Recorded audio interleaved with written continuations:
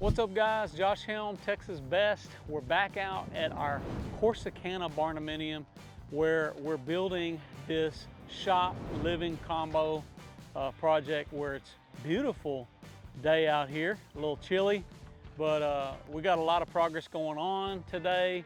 We're getting ready for spray foam, and we are also getting our main power underground in place, running into the house right now as we speak. So that's always exciting because you're getting permanent power, and which means progress is fully moving in the right direction. So super excited for all of the progress here.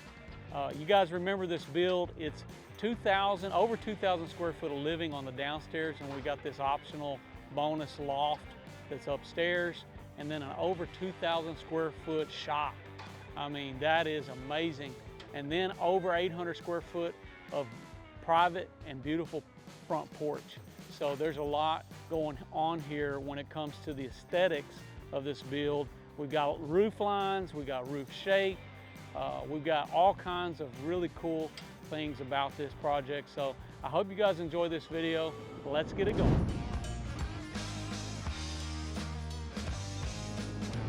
So today we're out here and the guys are here for our spray foam, which is always an exciting time of the process of the build because it means that progression is on its way. For us on this project, our electrician's already been in place and put a lot of their stuff in. Our plumber's been in place, put a lot of their stuff in. We do have HVAC to do, but I think it's going to give us an advantage that they haven't already been in here. That way the spray foam can come after the fact.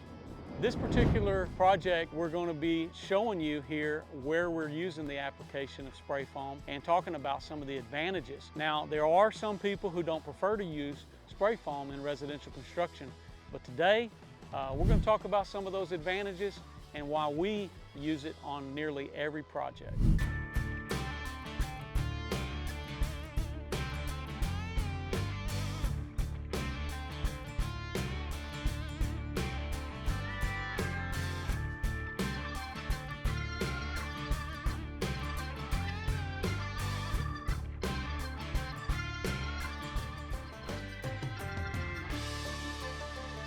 So right now we're prepping to do the spray foam and to begin the work here in our shop area.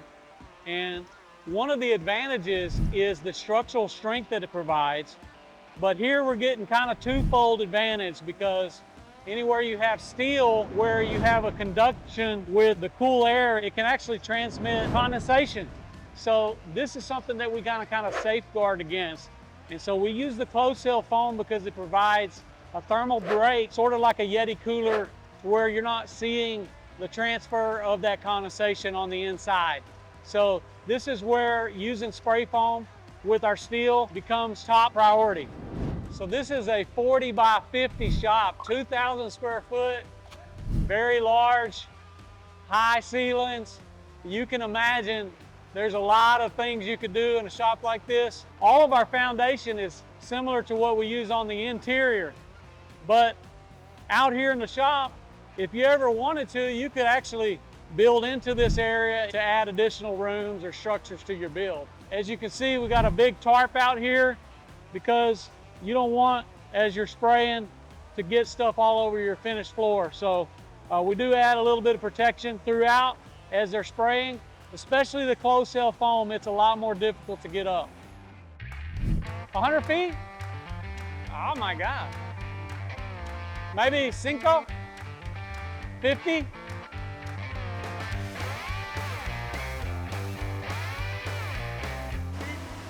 I don't know, this is the big tarp. Maybe it could cover a baseball field. So I want to show you something over here.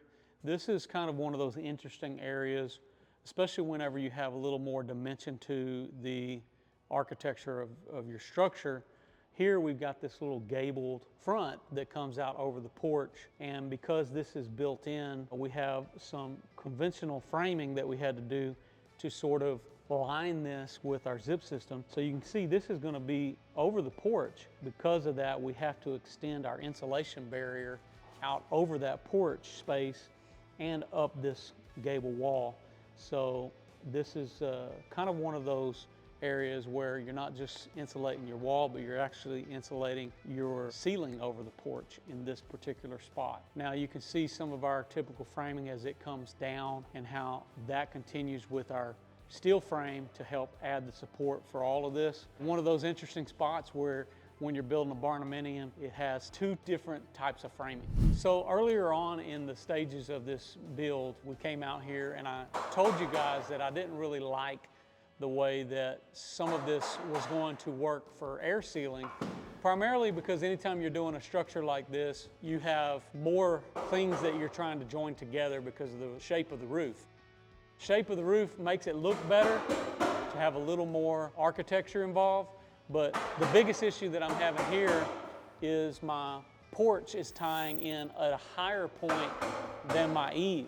What that means is I had to extend the eave wall on the wall below, making it for this zip system to come up and to create a tighter barrier so we could air seal right there. So this is another advantage point where we've got two different roof lines that are coming together. This is what I was talking about. We're taking the zip straight up to that higher point of the porch, making it where we can try to air seal that as best as possible. So this is what I was talking about. We have two roofs that are coming together. I've got this side and then this one that comes across for the ridge line off of the shop. So I have sort of a useless space that's being created in order to tie these two structures together. And I say two structures because normally you would use all of one ridge line and get use out of it, maybe like run it all over there, but that wouldn't be as aesthetically pleasing. So here we do have that tunneled space that we created that goes up into that bonus storage area.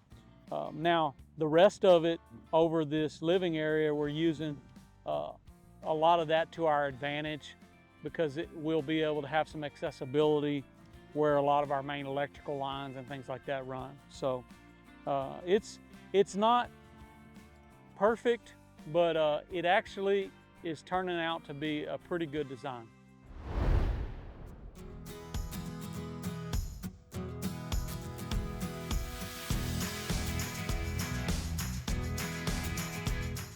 Although we are using the open cell in all of our walls here, we still cover all of the windows because, you know, that way you're not having to clean a lot of that stuff up later. So you're going to protect that.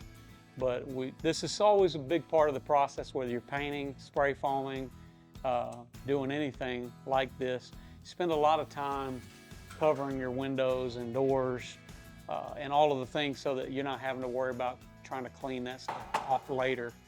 So simple part of the process, but a very important part of the process. So another key advantage to using spray foam is air sealing and moisture control. So what you need to know is that anywhere you have penetrations or openings, you can get airflow.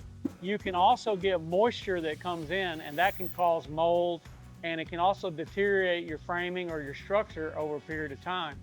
So this is why it's not only important to maybe use the spray foam, but to have an air barrier as well.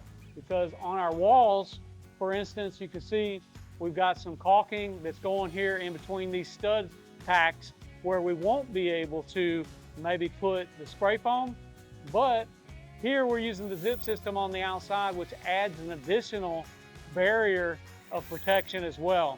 So we have all of these cavities are going to be filled with open cell foam, you know, but if you had, say, no air barrier, no zip system, and you were just trying to fill this and you had maybe just a WRB or something like that, it would be a lot harder to prevent air movement through the cavities through a penetration.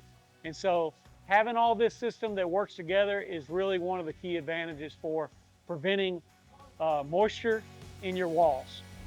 So we're kind of pre-filling these pipe jacks with the spray foam, mainly to prevent, as they spray, to prevent spray foam going up and on top of the roof. So that's one of the reasons why we want to close that up, you know, so it'll have a real tight closed cell foam all around it.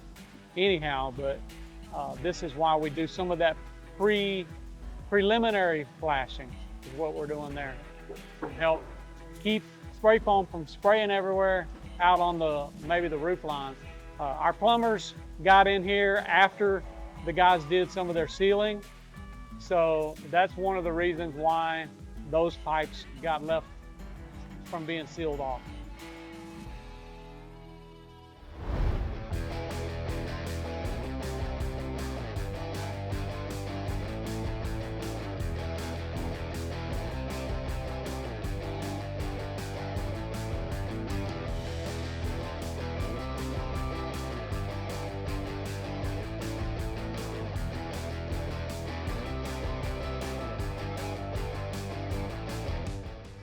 So right now we're getting the closed seal foam spray directly to our roof lines.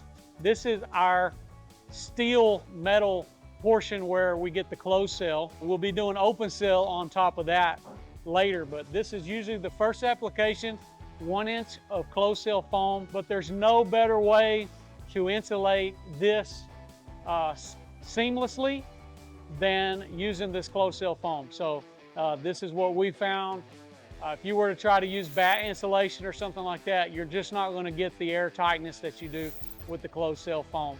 So closed seal is definitely what you want to make sure you're using direct to metal. So the power company's already got their line ran, and they pulled their cable through. Everything's ready, just needs a meter base. Right now they're covering up the trench line, and in perfect timing because Jensen, my son, just pulled up and they got a load of tile that's ready to be unloaded here. So, you know, when we first got here, wasn't really hardly anything happening. Now it's like everything is going on. So that's usually the way it happens. It all comes at once, but we've got all our shower tile on the truck. So as soon as they get this trench covered, we're gonna have him back up over to here and be able to unload that here on the front porch. Oh yeah. This is our shower tile, backsplash.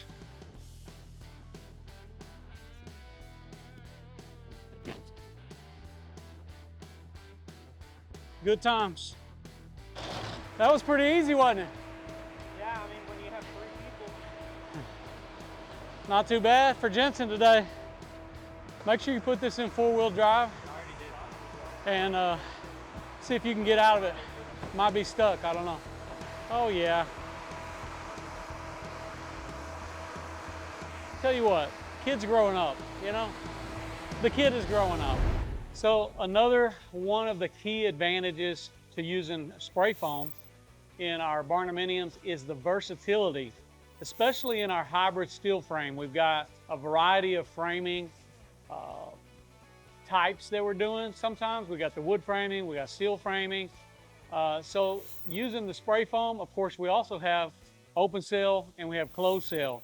So understanding that, number one, there's a couple different types of spray foam that we'll use in certain scenarios, but it gives us a versatility because where you have irregular shapes or maybe like your steel structures and your purlins, you know, going in and out of those areas, this is a seamless type of an insulator to where you're spray applying it so it will work with any shape, as opposed to when you're trying to tight fit things in, it's only going to be as good as that compressed space that you can fit your insulation into.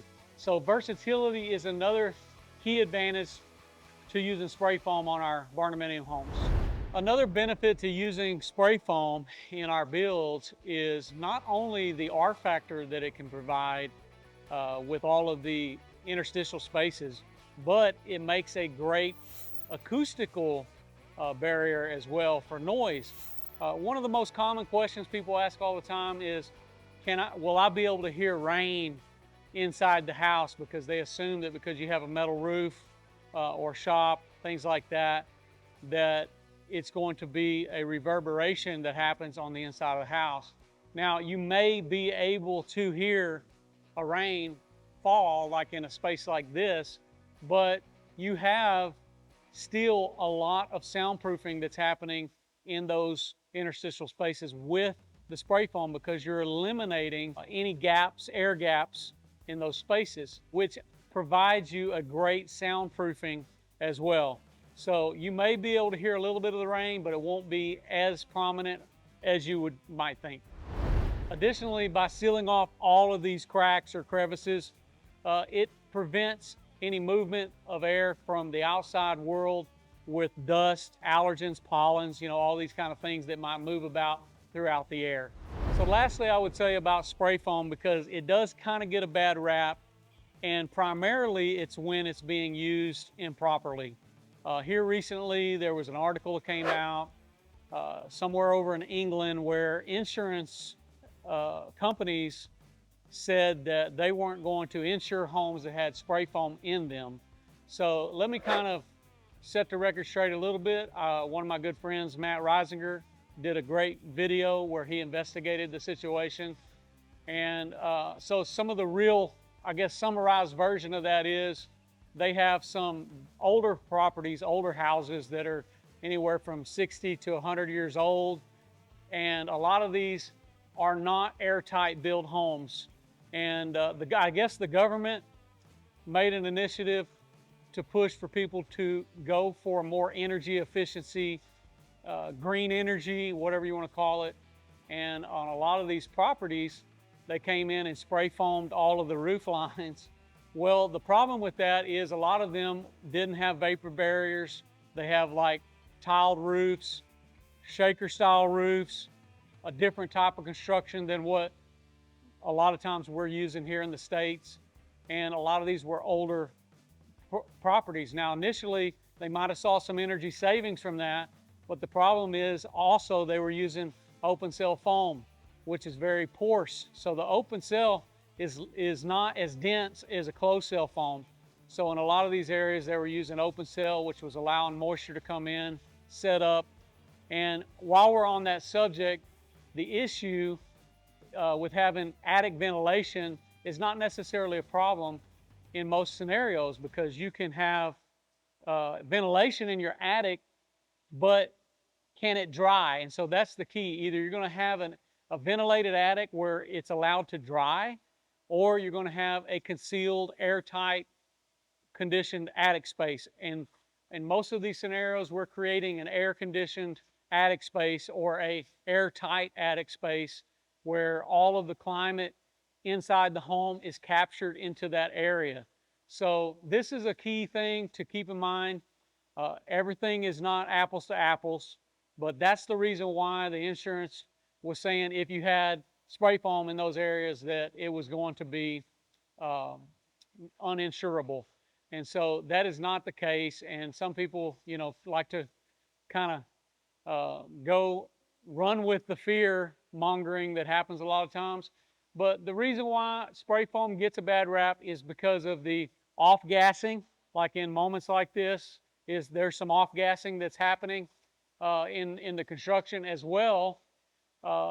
They say throughout a certain period of time, it will be doing some off-gassing.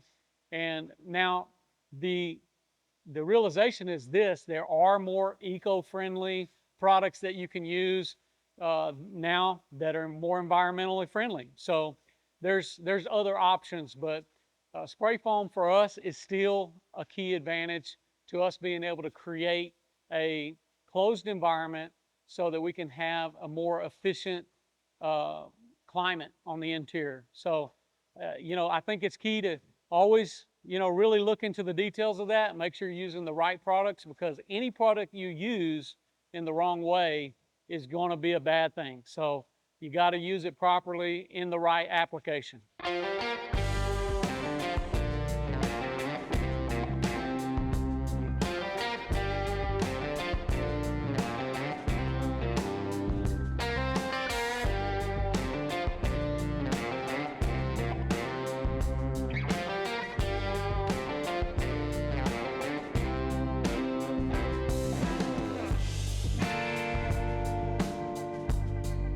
So right now, we're just now getting started spraying the shop. They've done all the prep work, get everything taped off, and we got a little more they're covering up here on the top side. But the reason why we insulate our shops is just to take the edge off to help create, you know, you're doing work inside and out. And rather than leaving these areas like this, remember the one key important thing is we don't want condensation in here. So if I don't insulate in here, I could have dew point and all of that creating condensation, which would cause things to get wet on the inside on certain times of the year. So we're insulating this just to remove that burden from our clients down the road. And you know, hey, 10 to 15 degrees edge off in Texas is a pretty big deal. So as you can see, we've got a lot of progress we've been making here on this Corsicana Barndominium, 2,600 square foot of living, 2,000 square foot shop, 800 square foot of porches, a lot of roof lines, and a lot of pleasing aesthetics on the outside of this build. Let us know in the comments below what you guys think about our beige colored wall panels, and we're going to have this darker tone that we're using for the trim, which a lot of that's not installed yet, but it's going to match the roof. I think it's going to look really, really sharp. A lot more progress to come on this build. If you guys haven't already subscribed, please do that now. Don't forget to follow us on Facebook and Instagram. I'm Josh Helm, wishing you all the best. Thanks for watching Texas Best.